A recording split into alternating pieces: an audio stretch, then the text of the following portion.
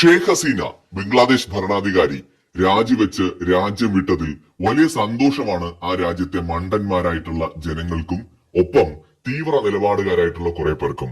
എന്നാൽ ഇത് അമേരിക്കയുടെയും ചൈനയുടെയും അമേരിക്കൻ സഖ്യരാജ്യങ്ങളുടെയും വലിയ കെണിയായിരുന്നുവെന്നും പാകിസ്ഥാൻ ഉൾപ്പെടെയുള്ള രാജ്യങ്ങൾ ഇതിന്റെ പിന്നിൽ ഉണ്ടായിരുന്നുവെന്നും ഇവരുണ്ടോ അറിയുന്നു. ചില കണക്കുകൾ പറയാം. എവിടെയായിരുന്നു ബംഗ്ലാദേശ് എന്നും ഇനി എവിടേക്കാണ് പോകാൻ പോകുന്നത് എന്നും. 2008 ബംഗ്ലാദേശിന്റെ GDP എന്ന് പറയുന്നത് 91 ബില്യൺ അമേരിക്കൻ ഡോളറാണ്. 2008 ഷേഖ് ഹസീന അവിടെ അധികാരത്തിലേക്ക് വരുന്നത്.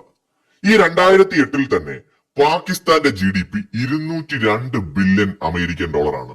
അതായത് ബംഗ്ലാദേശിനേക്കാൾ ഇരട്ടിയിലേറെ GDP ഉണ്ടായിരുന്നു പാകിസ്ഥാന് 2008. 2024 പാകിസ്ഥാന്റെ GDP 338 ബില്യൺ അമേരിക്കൻ ഡോളറാണ്. ഇതേ 2024